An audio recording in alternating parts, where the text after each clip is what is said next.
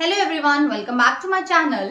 Today we are going to discuss basis of accounting. Basically we are having two kinds of basis.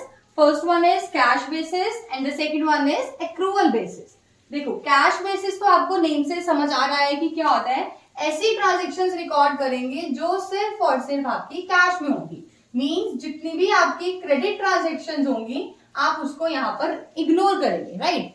और accrual basis क्या कहता है, चाहे आपकी transaction cash पर है चाहे आपकी ट्रांजैक्शन क्रेडिट पर है, आप दोनों ही ट्रांजैक्शंस को रिकॉर्ड करेंगे. क्लियर. चलो एक ओवरव्यू मिल गया होगा. अब देखते हैं कि कैश बेसिस ऑफ अकाउंटिंग क्या कहता है.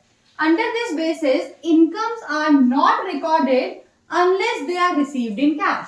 आप अगर आप कैश बेसिस को यूज कर रहे हैं अकाउंटिंग में तो आप अपनी इनकम्स को तब तक रिकॉर्ड नहीं करेंगे जब तक आपको कैश रिसीव नहीं हुआ. देखो कई बार ऐसा हो सकता है ना कि आपने सेल की है, ठीक है, ₹40,000 की, बट आपको पेमेंट जो है ना अभी रिसीव नहीं हुई. ठीक है, तो आप तब तक उसको रिकॉर्ड नहीं करेंगे जब तक आपको पेमेंट कैश में ना मिल जाए. तो यही बोला गया है, under this basis incomes are not recorded unless they are received in cash. Similarly अगर देखो इनकम्स की बात कही गई है तो ये चीज एक्सपेंसेस पर भी अप्लाई होगी.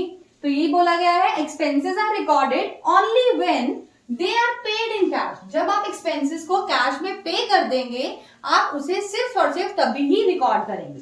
In other words credit transactions क्या कह रहे हैं, जितनी भी आपकी क्रेडिट ट्रांजेक्शंस हैं आप उन्हें रिकॉर्ड नहीं करेंगे and are ignored till cash is actually received और पेड. मीन्स आप क्रेडिट ट्रांजेक्शन को बिल्कुल भी रिकॉर्ड नहीं करोगे तब तक जब तक आप उसका या तो कैश रिसीव ना कर लो या आप कैश पे ना कर लो. अब रिसीव कब करोगे, जब आपकी सेल होगी या आपको कोई भी इनकम जनरेट होनी है. और पे कब करोगे, जब आपके एक्सपेंसेस हैं या आप कुछ भी परचेज करोगे.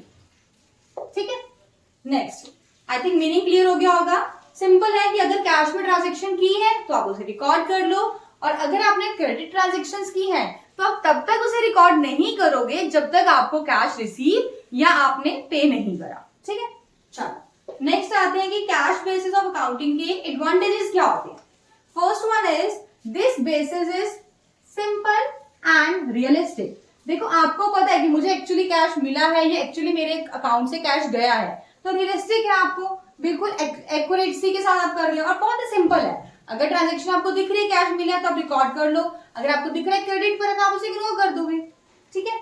Second one is it does not require the use of estimates. आपको एस्टिमेट करने की कुछ भी रिक्वायरमेंट नहीं है.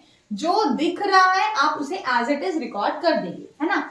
और जब आपको एस्टिमेट नहीं करने हैं तो इसके अंदर कोई भी पर्सनल जजमेंट भी नहीं होगी, है ना. ऐसा भी नहीं है कि पर्सन टू पर्सन आपकी जो भी अकाउंट्स में अमाउंट है वो वेरीफाई करेगी. नो, जो आपने ट्रांजेक्शन्स की है कैश पर आप उसे रिकॉर्ड कर लेंगे. ठीक है. Third one is it is suitable.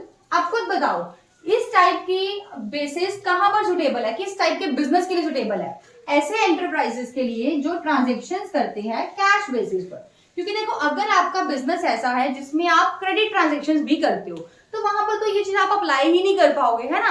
क्योंकि आपकी 80 to 90% ट्रांजेक्शन्स तो क्रेडिट पर होंगी. तो आप अगर कैश को अप्लाई कर लोगे, कैश बेसिस को फॉलो करोगे तो आपकी आधी ट्रांजेक्शन्स तो अनरिकॉर्डेड ही रह जाएंगी, है ना. और जब आप एंड में रिजल्ट्स निकालेंगे, अपने actual net profit net loss calculate करेंगे तो वो भी आपके रिलायबल नहीं होंगे.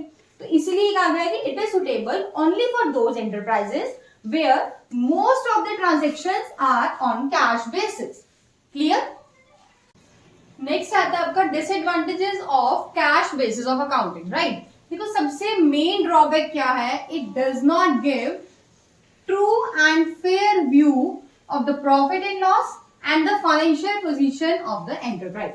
ये चीज हमने डिस्कस की. देखो आप सिर्फ और सिर्फ कैश बेसिस को रिकॉर्ड कर रहे हो, है ना. What about credit transactions.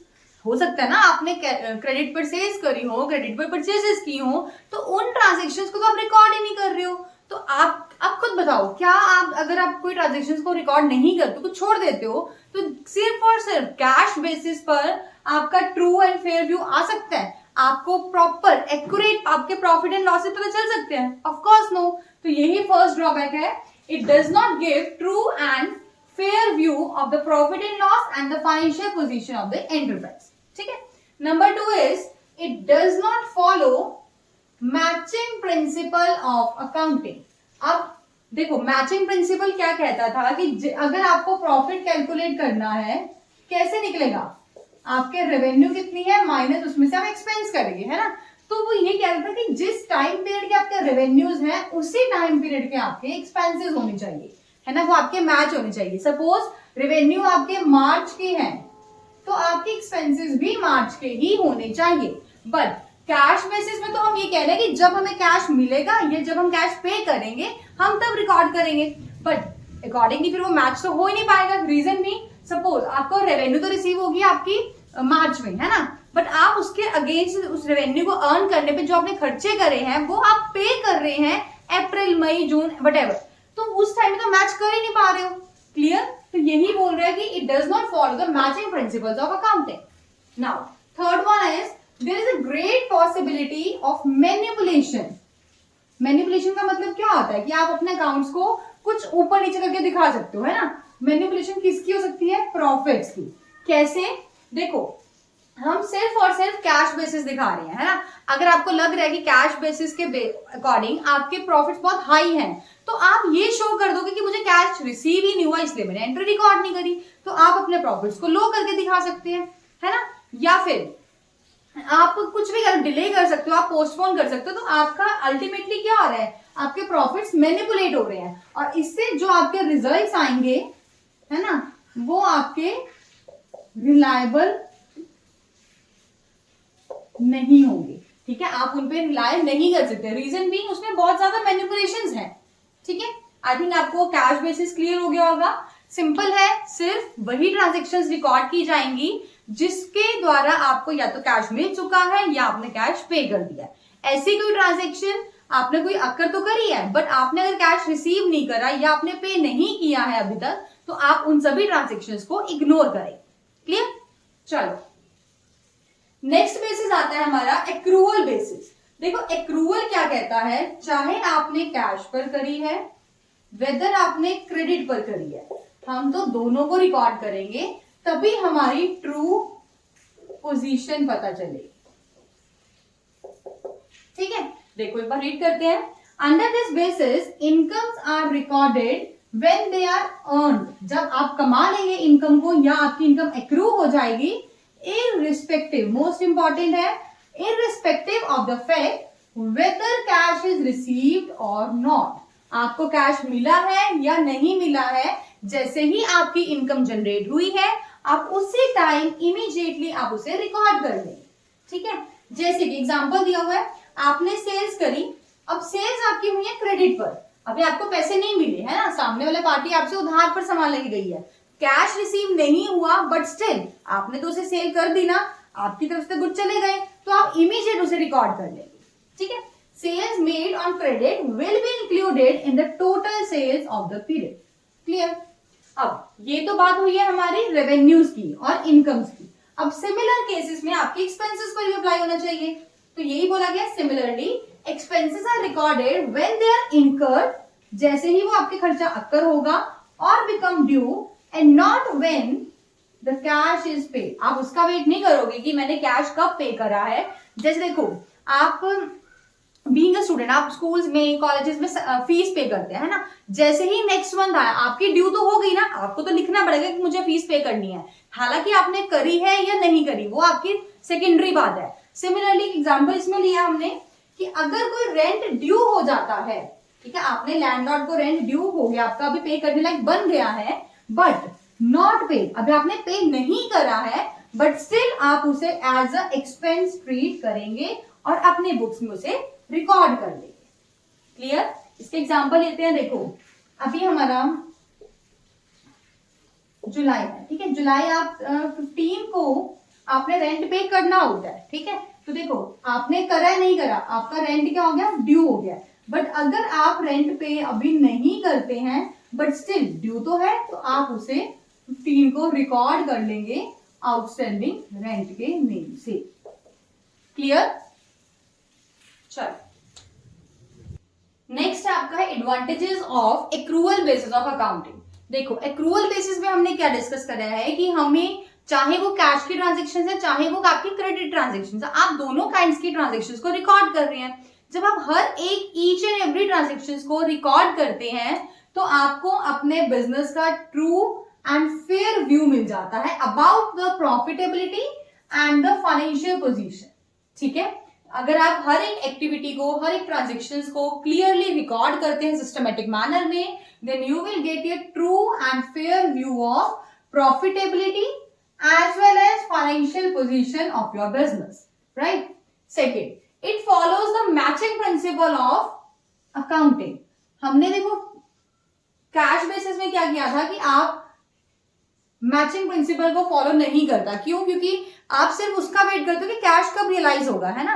But इसमें ऐसा कुछ नहीं है, जिस मंथ में आपको ड्यू हो गया आप उसी टाइम पे उसे रिकॉर्ड कर लेंगे। तो आप मैचिंग प्रिंसिपल को भी साइड बाय साइड इक्वली उसे फॉलो कर लेते हैं। नेक्स्ट आती है आपकी advantage, there is a consistency in the computation of profits of different years in accrual basis. अब कंसिस्टेंसी कैसे है? देखो जब आपका कैश बेसिस था तो आपको वेट करना पड़ रहा था ना उसे रिकॉर्ड करने के लिए, आपको रुकना पड़ रहा था कब वो रियलाइज हो, जब या हमें रिसीव हो या हम पे करें तभी एक्चुअल पोजीशन पता चलेगी, है ना। बट एक्रूअल में ऐसा कुछ नहीं है, अगर आपकी ड्यू हो गई है पेमेंट, आप उसे रिकॉर्ड कर रहे हैं तो आप उसी टाइम क्रेडिट ट्रांजेक्शन के बेसिस पर भी आप अपने डिफरेंट ईयर्स के प्रॉफिट्स को कैलकुलेट कर लेते हो, है ना। इसीलिए कहा गया है there is consistency in the computation of profits of different years in accrual basis. ठीक है, तो ये आपके कुछ एडवांटेजेस हैं। नेक्स्ट आते हैं आपके disadvantages of accrual basis of accounting, right. देखो हालांकि जितना आपका इजी कैश बेसिस है उतना आपका एक्रूअल बेसिस नहीं होता, ठीक है। तो यही फर्स्ट है, it is not as simple as cash basis of accounting. देखो इसमें ना आपको चेक करना पड़ता है कि क्रेडिट ट्रांजैक्शंस कितने मंथ पहले ड्यू थी, कितने फ्यूचर में कब मिलेगी, तो अकॉर्डिंग इसके मंथ्स की कुछ कैलकुलेशंस आ जाती है ना। बट कैश में क्या था, आपको जो दिख रहा है कि होगी, रिसीव हो गया या हमने पे कर दिया है, आप सिर्फ और सिर्फ उन्हीं ट्रांजेक्शन्स को रिकॉर्ड करते हो, ठीक है। तो ये ड्रॉबैक क्या है, ये उतना सिंपल नहीं है जितना कि आपका कैश बेसिस ऑफ अकाउंटिंग है। Now second disadvantage is it requires the uses of estimates. देखो जब आपको पता है कि क्रेडिट पर आपने सपोज सामान सेल करा है ना, आपने कोई सेल करी है क्रेडिट पर, अब आप अपना एस्टिमेट लगाओगे कि सपोज आपका जो भी डेटर्स है ना, उन्होंने बोला कि हम विद इन 1 मंथ आपको पे कर देंगे, ठीक है। बट आप अपना यहाँ पर एस्टिमेट लगा के चलते हो कि क्या पता 1 मंथ में ना दे, आपने एस्टिमेट लगाया चलो ऐसा है कि वो 2 मंथ्स में दे दे। अब कोई और पर्सन होगा वो ऐसा ही बोलते 1.5 मंथ में दे दे, तो यहाँ पर आपके एस्टिमेट्स रिक्वायर्ड होते हैं, है ना। तो यही बोला गया कि यहाँ पर क्या होता है, कुछ एस्टिमेट लगाए जाते हैं और पर्सनल जजमेंट है, हर पर्सन की अपने अपने व्यूज होते हैं, अपने अपने ओपिनियंस होते हैं। तो इससे क्या होता है, एस्टिमेट हर पर्सन अलग अलग लगा रहा है तो आपके रिजल्ट्स रिलायबल नहीं होते, आपके रिजल्ट्स वेरी हो जाते हैं, ठीक है। इसीलिए आपकी ये ड्रॉबैक बन जाती है। आई होप आपको क्लियर हो गया होगा। बहुत ही सिंपल सा टॉपिक था, basis of accounting. Basically we are having 2 kinds of basis, first one is cash basis and the second one is accrual basis, ठीक है। तो हमने पहले दोनों के मीनिंग करने के बाद दोनों के एडवांटेजेस एंड डिसएडवांटेजेस किए हैं। I hope you like this video. Thanks and have a wonderful day.